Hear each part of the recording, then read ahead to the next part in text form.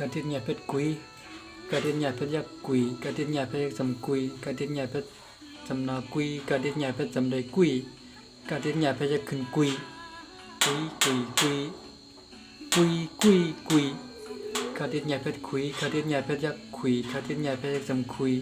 กาติญญาเพชรจำนาคุยกาติญญาเพชรจำได้คุยกาติญญาเพชรยักขึ้นคุยคุย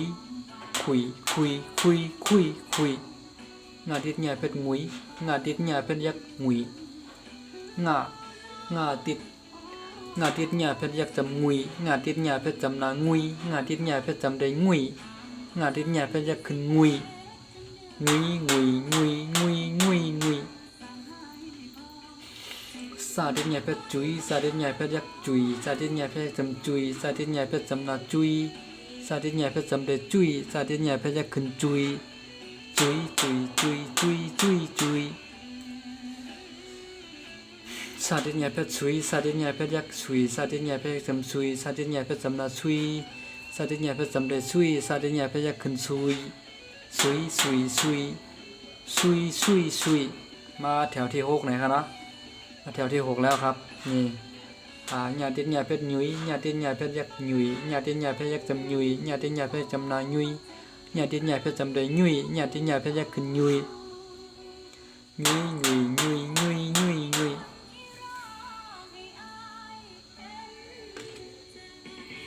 ตาติญญาเพชรตุยตาติญญาเพชรยักตุยตาติญญาเพชรจำตุยตาติญญาเพชรจำนาตุยตาติญญาเพชรจำได้ตุยตาติญญาเพชรยักขึ้นตุยตุยตุยตุยตุยตุยตุยตาติญญาเพชรตุยตาติญญาเพชรยักตุยตาติญญาเพชรจำตุยตาติญญาเพชรจำนาตุยตาติญญาเพชรจำได้ตุยตาติญญาเพชรยักขึ้นตุยตุยตุยตุยตุยตุยตุย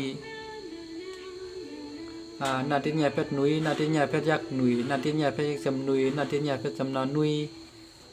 นาติญญาเพชรจำได้นุยนาติญญาเพชรยักขึ้นนุยนุยนุยนุยนุยนุยนุยทาติญญา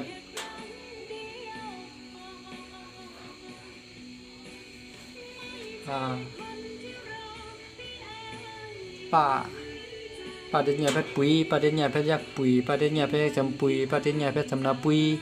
ปาติญญาเพชรจำได้ปุยปาติญญาเพชรยักขึ้นปุยปุยปุยปุยปุยปุยปุย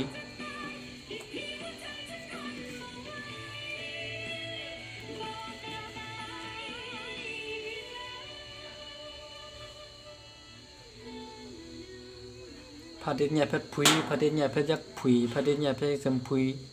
ปาติญญาเพชรจำนาพุยปาติญญาเพชรจำได้พุย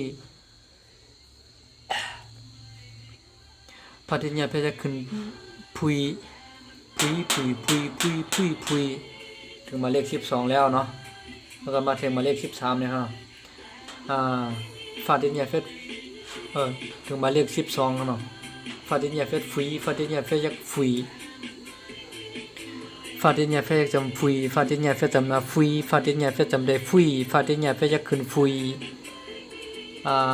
ฟุยฟุยฟุยฟุยฟุยฟุย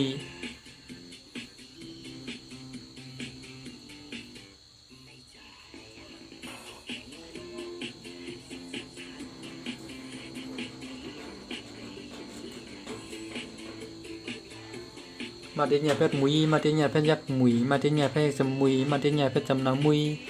มาติญญาเพชรจำได้มุยมาติญญาเพชรยักขึ้นมุยมุยมุยมุยมุยมุยมุยหมายเลข13เสร็จแล้วครับเกินมาลงมาหมายเลข14ญาติญญาเพชรยุยญาติญญาเพชรยักยุยญาติญญาเพชรจำยุยญาติญญาเพชรจำนายุยญาติญญาเพชรจำได้ยุยญาติญญาเพชรยักขึ้นยุยยุยยุยยุยยุยยุยยุยราติญญาเพชรรุยราติญญาเพชรยักรุยราติญญาเพชรยักจำรุยราติญญาเพชรจำนารุยราติญญาเพชรจำได้รุยราติญญาเพชรยักขึ้นรุยรุยรุยรุยรุยรุยรุยรุยรุยรุยรุยรุยรุยราติญญาเพชรรุย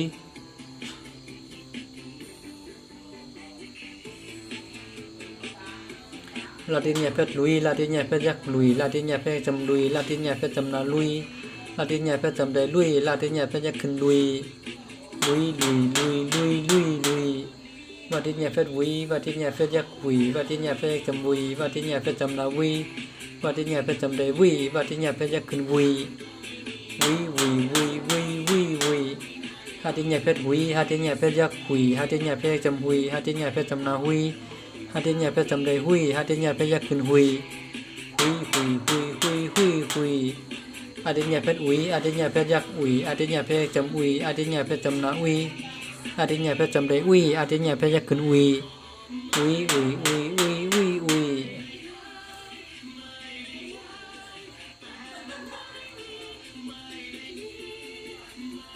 ผมก็จะมี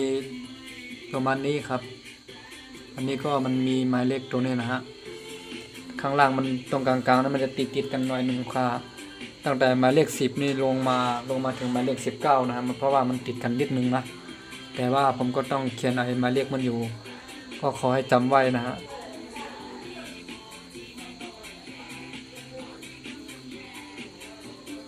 ก็ขอให้มีคนติดตามไปเยอะๆนะครับผมรักทุกคนนะ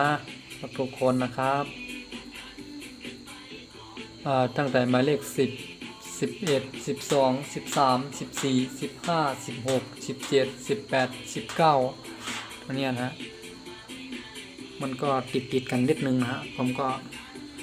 ขออภัยด้วยนะครับเพราะว่าตัวหนังสือผมมันไม่ค่อยดีตั้งแต่วันพุธเนี่ยผมน่าจะวันอันเนี้ยผมต้องเขียนตัวใหญ่กว่านี้หน่อยนึงนะครับแล้วมันก็เหลืออีกนิดนึงถ้าเราเขียนตัวใหญ่ก็มันจะมาถึงประมาณนี้นะมาถึงประมาณข้างๆเนี่ยนะฮะน่าจะพอใช้อยู่ผมก็จะพยายามเขียนฝึกอ่านให้ดีนะฮะเขียนให้ดีๆเนาะยังไงก็เขียนแล้วเขียนให้มันมีฝีมือนิดนึงคือสำหรับผมนะฮะผมก็ขอสวัสดีครับทุกคนราตรี